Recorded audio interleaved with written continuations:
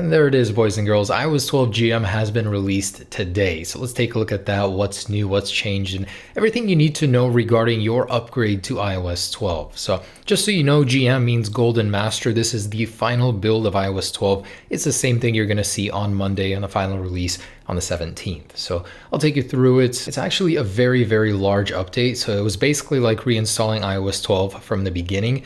2.77 gigabytes on my iPhone at 10, and basically tells you everything about iOS 12. It's officially out of beta, been completed. And the first thing that I did, as with any GM, is go into the wallpapers to see if any new ones have been added. And unfortunately, Apple has decided to tease us and not add any. Maybe they will add some in future versions of iOS 12, but it seems like all the new ones, and this is one that I extracted from the website, by the way, from the iPhone XR, and I'll leave a link if you want it down below in the description. Looks like these will be reserved for the new iPhones. I really don't understand their strategy with the whole removing wallpapers thing, not adding any new ones.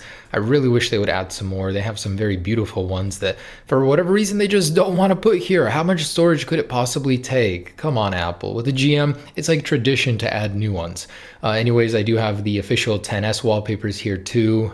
Pretty easy to find now, but yeah, so no new wallpapers. I went ahead and started digging through, trying to find some new changes and whatnot in iOS, and I really wasn't able to find anything in this GM, and I'm sure they will turn up. It's those little tiny incremental updates that they add everywhere here to there, but they're very hard to see just from a quick overview. So I'd actually have to use it for a little while, and I'll get back to you on that. But the GM is mostly for stability. It's the final release, final version, so you do want to update to it just for that stability. Anyways, before updating, I had 186.07 available gigabytes after 185.72, so it absorbed a little bit of my storage, for all those optimizations and whatnot. And I did go ahead and update on all my devices, and I just wanted to give you a little preview here. On older phones, iOS 12 runs like an absolute dream.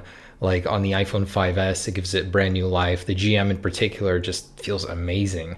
So anyone with an old device, Apple is actually emphasizing in the event how they want to keep devices alive for longer, and it definitely shows with their iOS 12 updates. It's ridiculously smooth. I was actually surprised, like things load so quickly, especially on older devices. The 6S in particular shines the most, I think, from this update, 6S 7 series.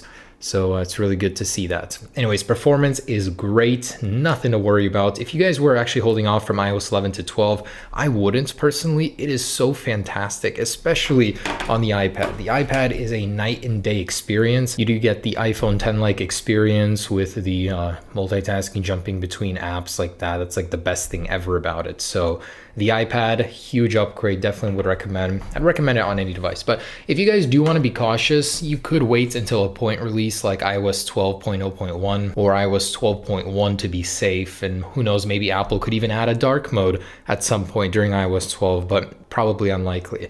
iOS 12.1.2 are the big feature releases, so we still may see some evolution in iOS 12 and what's to come. I am excited to see on the iPhone XS all those little features here and there, the little things that Apple will add to them to differentiate them. They don't always show everything in their events, so I'm excited to dig through that. But yeah, that's iOS 12, the Gold Master. So I want to go ahead and do a Geekbench. Let's see if we can break some records here. By the way, the Apple A12 chip looks insane. It's going to be a very solid improvement. The single core score should improve roughly about 15% as the high-end cores did grow by that percentage.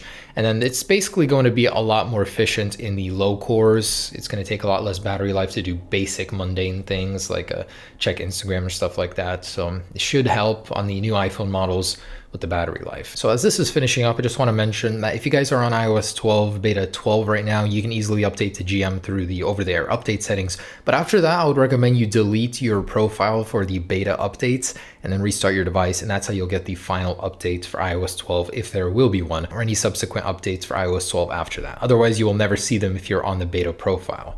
And we got 10,605, which is on the high end, very, very high end actually. Single core score, pretty normal. So I gotta tell you, I've been running iOS 12 beta since the beginning, and it has gotten so much better. HomePod support, the responsiveness of it has been much better. The speed, it's definitely improved so much since the beginning. So at this point, I'm totally comfortable with it. I'm totally comfortable with suggesting that you do go ahead and update on any and all devices. It will improve your quality of life greatly. All right, guys, so we will see a final release here on a Monday. I will be posting a full recap and review before then, so stay tuned. Peace.